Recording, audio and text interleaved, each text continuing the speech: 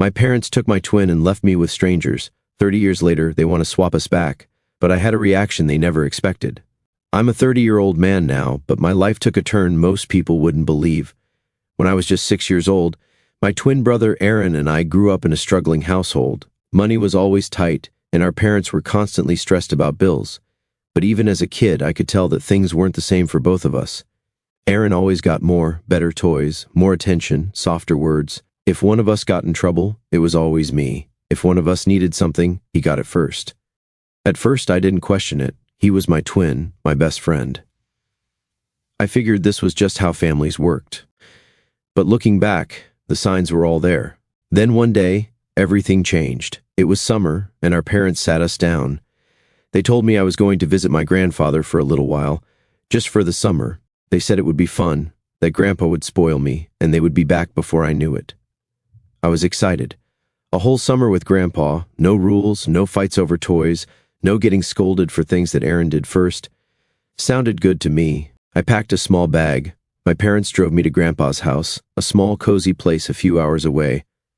They stayed for dinner, acted like everything was normal, and the next morning, they were gone.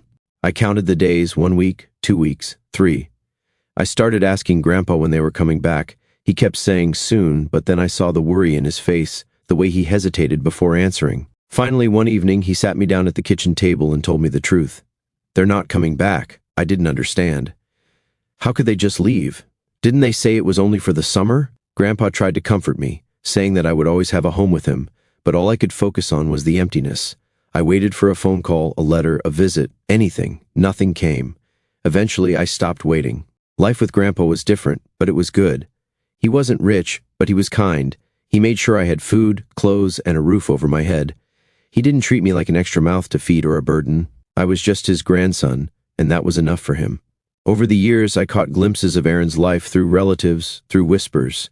He was thriving, private schools, vacations, a new house in another state. He had everything. And me? I had a second-hand winter coat and part-time jobs before I was even a teenager. The real gut punch came when I was 15 years old. That's when I found out that my parents hadn't just left me behind, they had erased me. They had moved across the country and told everyone they had one son. No one knew I existed. No old pictures, no stories, nothing. They had rewritten reality to fit their perfect little family. That was the moment I stopped wondering why they left. I had my answer. By the time I turned 18, I had no more illusions. They had chosen their life without me, and I wasn't going to waste my time chasing after people who had made it clear I wasn't wanted. When I was 22 years old, Grandpa passed away. It was the hardest moment of my life, but I pushed through. I worked, saved, built my own life. It wasn't glamorous, but it was mine. Then, out of nowhere, a name I hadn't seen in decades popped up on my phone screen, Aaron. A friend request. I stared at it for a long time. It felt like a ghost had reached out from the past. I debated ignoring it, but curiosity won. I clicked. One message. We need to talk. It's important. I didn't know what to think. Why now? What could he possibly want? I hadn't spoken to him in years. I debated blocking him, but then, against my better judgment, I replied, "What do you want?" The answer came almost instantly. "Mom and Dad want to see you. They want to reconnect." I should have left it at that, should have shut the door and never looked back, but something about it gnawed at me. I didn't want them back in my life. I didn't need their apologies, but I needed to know why. So, I said yes. I agreed to meet them, and I had no idea just how insane their real reason was. I agreed to meet them, not because I wanted to forgive them, not because I was curious about their lives, but because I needed to hear it from their own mouths. I needed to know why, after all these years, they suddenly wanted to reconnect. Aaron sent the location, a high-end restaurant in the city, the kind of place where a single meal probably cost what I used to make in a week, the kind of place my parents wouldn't have taken me to even if I had grown up with them. I arrived on time. They were already there. Aaron was the first to notice me. He smiled, waved me over. He looked like someone who had never struggled a day in his life. Nice clothes, expensive watch, confident posture. My mother sat beside him, forcing a wide smile, but her eyes darted nervously. My father, on the other hand, didn't even look up. I sat down. The air was thick with tension, the kind of tension you get when people are pretending everything is fine when it really isn't. The first few minutes were small talk, forced pleasantries. My mother kept saying how much I had grown up. My father still wouldn't look at me. Aaron, though, seemed genuine. He told me he was glad I came, that he had wanted to reach out sooner, but before he could say more, my mother cut in. She sighed, clasped her hands together, and launched into what was clearly a rehearsed speech. She talked about regret, about how hard things had been, about how they had always loved me, even if their actions didn't show it. And then she got to the real reason we were there. Aaron was sick, a serious condition. He needed a matching donor, and as his identical twin, I was the best possible match. That was it. That was the reason for the sudden interest in me after 30 years. Not because they missed me, not because they cared, because they needed something. I sat there, letting the words settle. My mother's eyes welled up with tears. She called me their only hope. My father, still refusing to meet my eyes, muttered something about how it was the least I could do. Aaron, to his credit, looked uncomfortable. He admitted he didn't know how badly they had cut me off, that he always assumed they at least kept in touch. My mother went on about how we were still family, how the past didn't matter now, how they just wanted a second chance. And then, as if she had been waiting for the perfect moment, she pulled out a small envelope, slid it across the table. I opened it. Old baby photos, pictures of me and Aaron as infants, as toddlers, side by side, pictures of a life before they threw me away. The manipulation was so obvious it was almost insulting. I put the envelope down and finally spoke. I laid it all out, the abandonment, the silence, the lies, the fact that they had erased me from their lives so completely that they told people I never existed. I asked if they would have ever reached out if Aaron hadn't gotten sick. Silence. My mother's lip trembled. My father finally looked up. His expression was flat, unreadable. Then he spoke. He said I had a good life with my grandfather, that I shouldn't hold grudges, that we all make mistakes. I laughed, actually laughed. Aaron, meanwhile, looked like he wanted to crawl under the table. He tried to defend them, said it wasn't that simple, that they did what they thought was best at the time.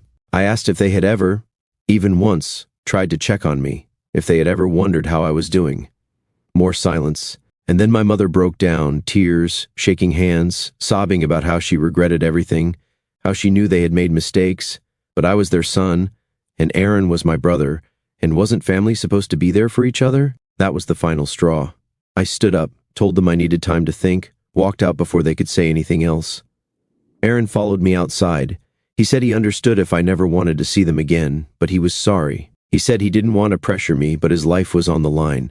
He asked me to at least consider it. I didn't respond, just walked away. Later that night, I vented online. I didn't say it was me, just laid out the situation in a post. The responses were mixed. Some people said, "Family is family, you only get one brother." Others said, "They abandoned you, you owe them nothing." I already knew where I stood, but I wasn't done yet. This wasn't over. After the disaster of that meeting, I went straight to my best friend's place. I laid everything out. The sudden reconnection, the guilt tripping, the way my parents had erased me from their lives until they needed something from me. My friend didn't hold back. The reaction was immediate, outrage, disbelief. How could they throw you away like trash, then waltz back and acting like nothing happened, and then expect you to risk your life for them? That conversation cemented something in me. This wasn't just messed up. It was calculated. So I started digging. I researched Aaron's condition, expecting to find that he was truly out of options. Instead, I found that while his situation was serious, it wasn't as dire as my parents had claimed. A transplant was an option, but not the only one. He had alternatives, other treatments that could buy him time my parents weren't willing to wait for. That's when I realized this wasn't about urgency. This wasn't a desperate, last resort plea to save his life. This was them taking the easiest way out. The next few days, the messages started. My mother was relentless. Every morning, another text, another voicemail, another guilt trip. "You're his only hope. Don't do this to your own brother. We can fix things. Be a family again." They escalated fast. Missed calls turned into paragraphs of emotional blackmail. Then came the baby pictures again. Then the long, rambling voicemails about how much they regretted everything. Aaron reached out separately. His tone was different. He wasn't begging, just apologizing, saying he understood if I said no, that he didn't want me to feel forced. But something about that felt off too. So I kept digging. I reached out to an old relative, someone who had been on the outskirts of the family drama for years. That's when I learned the truth. My parents had planned to abandon me before I was even born. According to this relative, before my mother gave birth, she and my father had talked about how they only wanted one child. Raising twins would be too hard, especially with their financial struggles. But when we were born, they kept both of us for a while. The favoritism started immediately. Aaron got the attention, the affection, the investment, and I was extra. They had always planned to leave me behind. They just needed to figure out when. That summer trip to Grandpa? It wasn't a last-minute decision. It wasn't a tough choice they made under pressure. It was the plan all along. That was bad enough, but what came next was worse. I reached out to an aunt I barely spoke to anymore. I asked if she knew anything about how my parents explained my absence over the years. She hesitated. Then she told me, they told people I had died. At least that was the story they crafted for their new social circle. For old friends and distant family, they simply avoided the subject. They got rid of my pictures, stopped mentioning me, and over time, I faded from existence in their world. If anyone asked, they brushed it off. It wasn't that they had erased me overnight. They had rewritten history slowly, piece by piece. That's why none of their friends knew about me. That's why there were no pictures. That's why Aaron had never questioned it. They erased me. I needed to see it for myself. I found my parents' social media accounts, and sure enough, there was no trace of me. Their posts stretched back years, filled with updates on Aaron's accomplishments, their new house, their vacations, no other son, no mentions of the past. I scrolled through post after post, looking for anything. A picture, a comment, a throwback post. Nothing. They had rewritten history, and now they didn't just want my organ, they wanted me to take Aaron's place if he died. I sat with that for a long time before I picked up my phone and called them. The second my mother answered, she was already emotional, talking fast, trying to control the conversation. She kept saying she knew I was hurt, but I needed to look past that we had a second chance to be a family. I cut her off. I told her I knew everything, the abandonment, the lies, the fake story about my death, the fact that they had been planning this since day one. She didn't deny it. She just stumbled over her words, saying they did what they had to do. My father chimed in, his voice steady. He said, "We did what was best, not for me, just best for them." I told them to stop pretending this was about family. They never wanted me back until they needed something. Then I asked the final question. If Aaron weren't sick, would they have ever reached out? Silence. That silence told me everything I needed to know. I hung up, and now I had a choice to make. Walk away forever, or burn the bridge completely. After that phone call, I was done. No more back and forth. No more letting them pull me into their mess. I blocked my parents on everything. Calls, texts, social media. I didn't just want distance, I wanted them out of my life completely. Aaron was the last one I hadn't blocked, not yet. His messages were different from theirs, less manipulative, more regretful. But it didn't change the fact that he had been part of the life I was erased from, the life where I had been written out like I never existed. Before I could make a decision about him, my phone rang. It was my aunt, one of the few extended family members I still spoke to. She didn't waste time. She had heard about what happened, and she had a warning. My parents were furious. Not just upset, furious. They weren't going to let this go. They were telling anyone who would listen that I was a selfish, heartless person who had turned his back on his own twin brother. I barely had time to process that before another message came in, this time from Aaron. It was short. He apologized again, said he didn't blame me if I never wanted to speak to him again. He said he had no idea how badly our parents had treated me, that he had only recently found out just how deep the lies went. I didn't respond. I blocked his number. That should have been the end of it. It wasn't. The next day, I started getting messages from family members I barely spoke to, cousins, distant relatives, people I hadn't seen in years. Some of them were angry, repeating the same story my parents had told them, how I had abandoned my family when they needed me most. Others weren't so quick to take sides. They asked questions, wanted to hear my side, and then, something I didn't expect, some of them defended me. Some relatives outright called out my parents. They reminded them, loudly and publicly, that I was the one who had been abandoned first, that my parents had left me behind by choice and ignored me for almost 3 decades. That threw a wrench in their narrative. So, they switched tactics. The next thing I heard, they were telling people I hadn't been abandoned, just sent somewhere better, that they had done what was best for me, that they had always planned to bring me back into the family, but circumstances got in the way. It was complete nonsense. I ignored it until my manager called me into his office. He looked uncomfortable, like he didn't want to have the conversation he was about to have. My mother had called my workplace, weaving a dramatic story about a family emergency. My manager, caught off guard, took down her number but didn't pass it to me immediately. When I explained the situation, how I had been abandoned and was only being contacted now for selfish reasons, he understood. He told the receptionist to block any further calls from them. But now it was clear blocking them wasn't enough. They were going to force their way back into my life if I didn't put up stronger barriers. I reached out to a lawyer friend. I wanted to know, could they force me to donate? Could they take legal action? The answer was no. They couldn't make me do anything. But my friend warned me they might try to manipulate the situation, emotional pressure, social pressure, even legal threats, just to scare me into compliance. I needed to be ready. Then, out of nowhere, a mutual friend sent me a message. Aaron had reached out to them.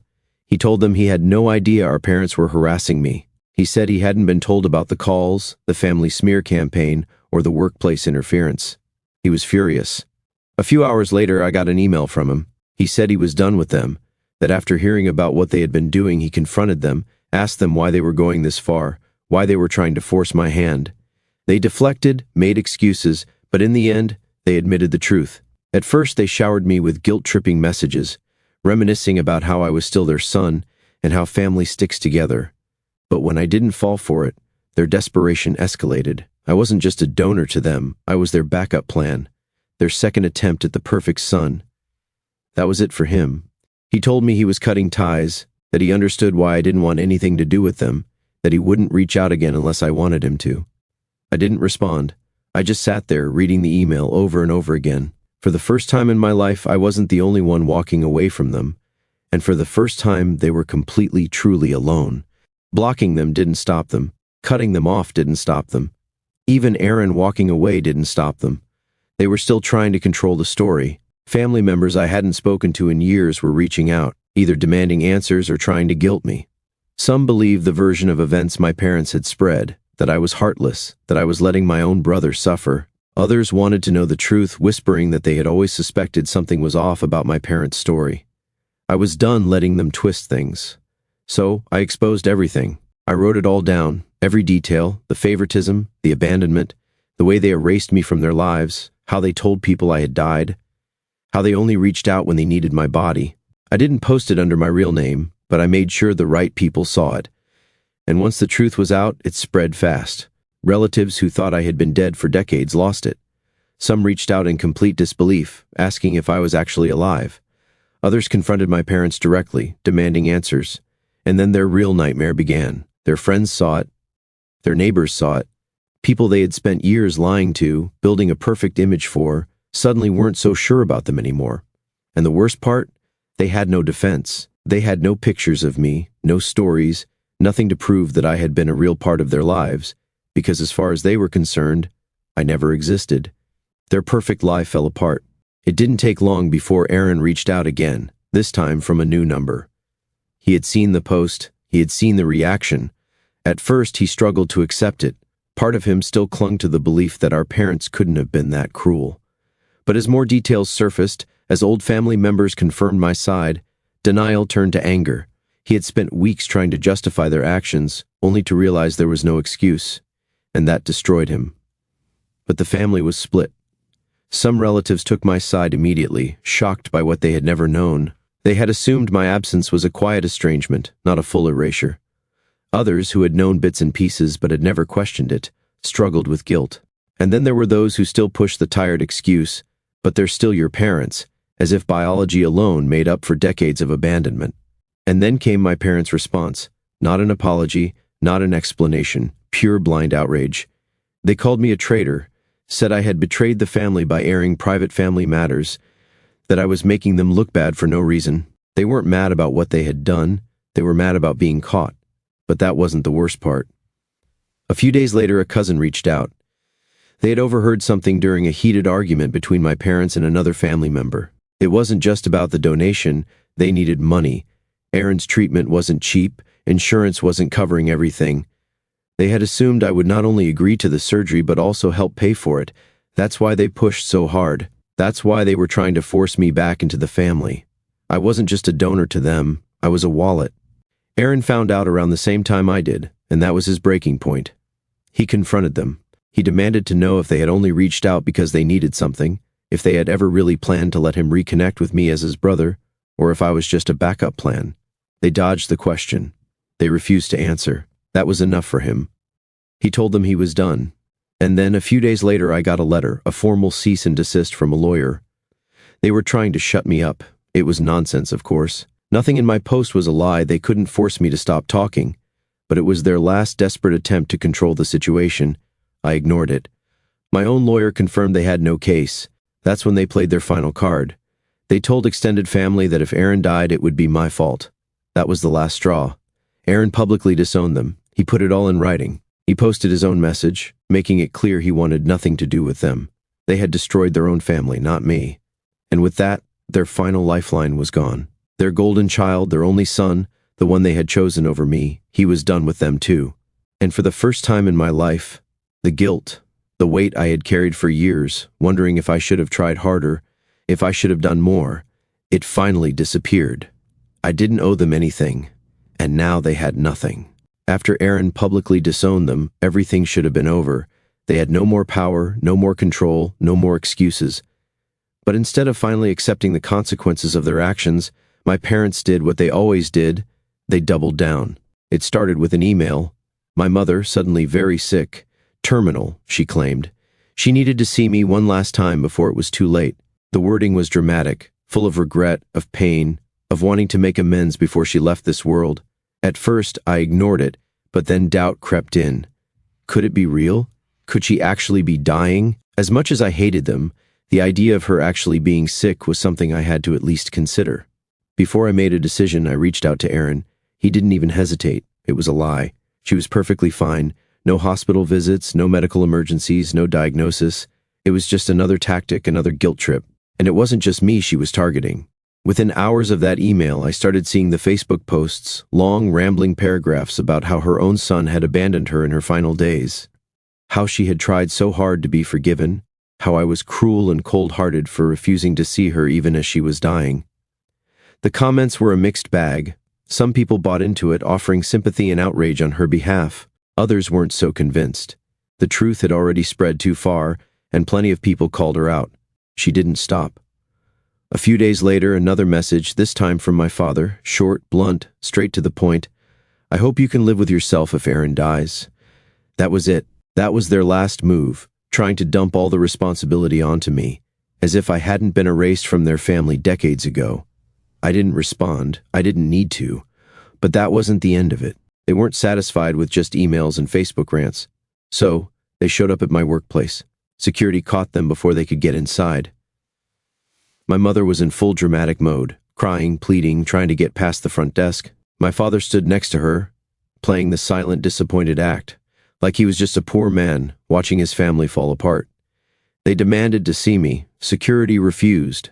They caused a scene. They got kicked off the property, and just like that, their last stand crumbled. After that, things got worse for them. Their smear campaign backfired. The more they pushed, the more people started turning against them. People who had once defended them, who had believed their lies, began to question everything. Neighbors, family, friends, even some of the relatives who had initially taken their side started pulling away. Because, at the end of the day, they couldn't escape the one truth that ruined them. They had abandoned their child. They had chosen their golden son, erased the other, and only came crawling back when they needed something. Now they had nothing. Word spread that they were struggling. Their finances had never been as stable as they pretended. Between their lavish spending and medical bills, the cracks had already been forming. With Aaron cutting them off and no one left to manipulate, they had no choice. They moved away, hoping to start fresh somewhere else. No dramatic goodbyes, no last messages. They simply disappeared from the community they had spent years pretending to be perfect in. And Aaron? Aaron reached out one final time, not to ask for anything, not to apologize, just to tell me that he was moving forward. He was focusing on alternative treatments, doing everything he could to fight his condition without them dragging him down. He told me that he finally understood that no matter how much he had been favored, it had never really been about love. It had always been about control. That was the last time we spoke. And for the first time in my life, I had true freedom. No more messages, no more manipulation, no more guilt. I deleted their numbers, blocked every possible contact, and then I moved on. I thought it was over. They had moved away, their lies had collapsed, Aaron had disowned them, their manipulation tactics had failed.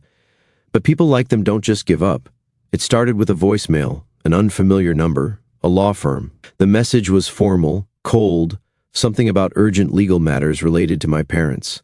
No details, no explanations, Just a number to call back immediately. I didn't panic. I had dealt with enough of their nonsense to know this was just another attempt to pull me back in. Still, I forwarded the voicemail to my lawyer. It didn't take long for him to confirm it, a baseless scare tactic. There was no real legal issue, they had nothing on me. But they were trying to make it sound serious enough to scare me into responding. I ignored it. That's when they escalated. Days later, my lawyer called me again, this time with actual documents, a lawsuit. According to my parents, I was cruelly abandoning Aaron in his time of need. They filed a frivolous lawsuit, knowing full well they had no legal standing, but hoping the threat alone would pressure me into compliance. It was ridiculous. It had no legal standing, but it wasn't about winning, it was about pressure. They wanted to force me into the conversation to make me engage. My lawyer wasted no time shutting it down. He filed a cease and desist, warning them that if they continued this harassment, they could face legal consequences. That should have been enough, but then Aaron found out, and he lost it. He confronted them, not just in private, but in public. For years, he had ignored the red flags. He had believed their version of the story, the softened, watered-down lies they had fed him. But this was too far. He didn't just call them out, he exposed everything. He wrote a post detailing the truth, how they abandoned me, how they erased me from their lives, how they only reached out when they needed something. He told everyone that the lawsuit was a lie, that he had never asked them to do it, that this wasn't about helping him, it was about control. And that was it, the final straw. Their last defenders, the few people who still believed them, vanished. The last pieces of their reputation crumbled. Even the law firm backed out. I got a call from my lawyer the next morning. The lawsuit had been dropped quietly overnight. They knew they had lost, but they still had one last move. A final email, the subject line, "One last chance." It was long, dramatic, full of emotional manipulation. She told me she would forgive me if I just fixed things, if I just helped bring the family back together, if I just understood how much they loved me. I didn't read past the first paragraph. I deleted it, and for the first time, they had nothing left. Aaron messaged me one last time. He told me that he was done with them, truly. That he wasn't just cutting them off, he was moving forward without them hanging over his life. He was exploring alternative treatments, taking control of his own health without their influence, without their pressure. He told me he wouldn't ask for help again. And that was the end of it. My parents were alone now. No golden child, no allies, no power. For the first time in my life, I had won, and they could never hurt me again. I had to make sure they couldn't reach me. It was over. I'd already cut ties with them, but it wasn't enough. I couldn't leave any room for them to worm their way back in. So I did what I had to do. I changed my number. I moved. I made sure there were no loose ends for them to latch onto. I told only the people who truly mattered where I was. The rest, they didn't need to know. While I was putting distance between myself and that toxic past, Aaron was doing the same thing, but in his own way. He started therapy. After everything that had happened, it was clear to both of us that he needed to rebuild, and he had to do it without our parents' influence hanging over him. Therapy helped him process years of being manipulated and gaslit. He slowly started finding himself again, and, as expected, he fully cut ties with them. No more contact, no more emotional blackmail. Aaron had made his peace with the fact that they were never going to change. The final push came when he publicly denounced them. He made a final statement online. Everything he had been holding back came out. He made it clear that they were the problem, that they were the ones who abandoned me, not the other way around. He said he couldn't be a part of their toxic cycle anymore. It was like a weight had been lifted, and yet their desperation didn't end. Our mother posted a sob story online. It was classic, the emotional plea, the crying, the poor me routine. She claimed to be the victim, writing about how her sons had abandoned her, how she was now suffering without us. She begged for sympathy, hoping that the online world would rally behind her. But this time, no one bought it. People who had been on her side before started commenting, calling her out. The backlash was swift. They reminded her, in no uncertain terms, that she had abandoned me first. They weren't buying the poor mother act anymore. And that's when it hit, the complete social collapse. Every corner of her life that had been propped up by lies came crashing down. Their friends, those who had defended them for so long, started to see them for what they really were. They had manipulated everyone. As the weeks went by, the fallout continued. I heard through some family members that they were drowning in debt. All those medical costs for Aaron had taken a massive toll on their finances. The money they had been spending on trying to keep up appearances was no longer sustainable. It didn't take long for the news to spread, and with it came the complete isolation. No one, not a single person, stepped in to help them. I heard they had to sell everything, their house, their car, anything of value, just to stay afloat. The image of the family they had spent decades building was completely gone. And Aaron? He had a fresh start. With the help of his therapy and his own resolve, Aaron got a new job, started rebuilding his life piece by piece. He was learning how to live without their toxic influence. He was moving forward, no longer shackled by their manipulations. I was proud of him, but more than that, I was just glad to see him finally living for himself. As for me, I had already moved on completely. I realized I had won, and it wasn't just about getting away from them. It was about finally being free. They could no longer affect my life, and I was okay with that. But then, they tried one more time. One last email. It came out of nowhere, after weeks of silence. The subject line was a half-hearted apology, mixed with an attempt to blame me for ruining their family. It was the same tired rhetoric. They still couldn't see the truth of what had happened. They still couldn't take responsibility. It was all about how I had wronged them, how I was the one who had ruined everything. I didn't bother reading it. I just deleted it. And with that, I was done. But Aaron wasn't done yet. He made his final break. He legally changed his last name. It wasn't just a symbol. It was his way of erasing them completely from his life. The name they had tried to force on him, the name they had used to control him for so long, it was gone. Aaron had taken the final step in cutting them off, and so had I. For the first time, I felt like I could truly breathe. They were gone, completely. No more manipulations, no more lies, no more guilt trips. And I owed them nothing. It had been a year since I cut my parents out of my life, and everything was finally quiet. No more phone calls, no more emotional blackmail, no more people trying to guilt trip me. I had moved on. I was thriving. My career had taken off, and I had begun to rebuild relationships with people who actually cared about me. Friends, colleagues, and even a few family members who had stayed supportive all this time were still there for me. It felt like a weight had been lifted off my shoulders. Aaron was doing even better. His transformation over the past year was nothing short of remarkable. He was living independently, healthy, and in a better place than I ever imagined he could be. He had learned to stand on his own, free from the toxic grip of our parents. He was even making plans for his future, things I hadn't seen him do in years. As for our parents, the silence was deafening. They had completely disappeared. At first, I thought it was just them licking their wounds, unable to cope with the social fallout. But as the months went by, no one had heard from them. They had vanished from social media, from family gatherings, from every corner of the world we had once known. I had assumed they were just hiding in shame, unable to face the consequences of their actions. But that assumption was shattered when I received an anonymous email one evening titled, "You deserve to know the truth." The subject alone made my blood run cold. I hesitated before opening it. The message inside was more than I expected. It contained evidence, documents, bank statements, transactions that showed my parents had been hoarding money for years, money they could have used to support me when I was a child. Instead, they had selfishly kept it all for themselves, even as I was sent off to live with Grandpa and left to fend for myself. The email didn't just stop there. It also hinted at something I had never imagined, a forgotten inheritance. The sender claimed I might have legal rights to some of the money my parents had hoarded. They suggested there were assets I could claim, hidden away from the world, assets that might still be left behind. I sat there for a long time, staring at the screen. Part of me didn't even want to believe it, but at the same time, I knew this was exactly the kind of thing they'd do. They were always about the money, always about control. I forwarded the email to Aaron. His reaction, shocked but not surprised.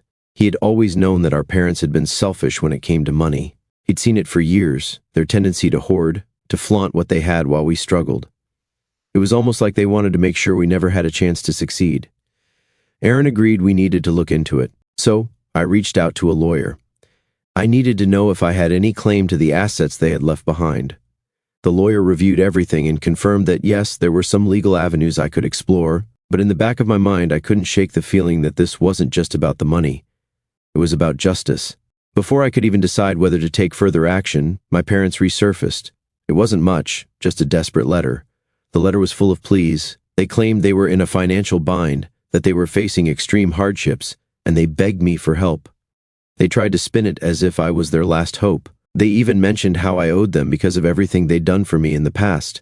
The hypocrisy was overwhelming. It was almost laughable. Here they were, after everything they had done, abandoning me, manipulating me, pushing me to the edge, and they were now begging for my help. The same people who had destroyed my childhood were now the ones asking for mercy. I thought about it for a moment, but then it hit me. Karma had come full circle. They had hoarded wealth while I suffered. They had everything they needed but chose not to help. And now they were reduced to begging for my assistance. I didn't respond to their letter. I didn't even acknowledge it. Because the truth was, they had already made their choices. They had already destroyed their own lives. I didn't owe them a single thing, not a cent, not a minute of my time, nothing. And that was when Aaron made his final move. He legally severed his connection to them forever. He filed the paperwork, officially changing his last name and erasing any trace of them from his life. For him, it wasn't just about cutting ties. It was about claiming his own identity, free from the suffocating grip they had once had on him. With Aaron's final cut, it became official. We were both free. As for our parents, they had nothing left. They had lost their reputation, their wealth, and any support they once had. No one was there to help them, and in the end, they were left to face the consequences of their greed and selfishness. And me? I had already won. Whether or not I chose to claim any money from their hoarded assets didn't matter anymore. I didn't need it. The real victory was in the freedom I had gained. Freedom from the pain, the manipulation, and the toxic family dynamic. It was the perfect ending. Aaron and I had finally rebuilt our brotherhood, stronger than ever. We didn't need our parents to do that. We were free, and as for them, they faded into irrelevance, left with nothing but the ruins of their own choices. I was at peace, and I would never look back.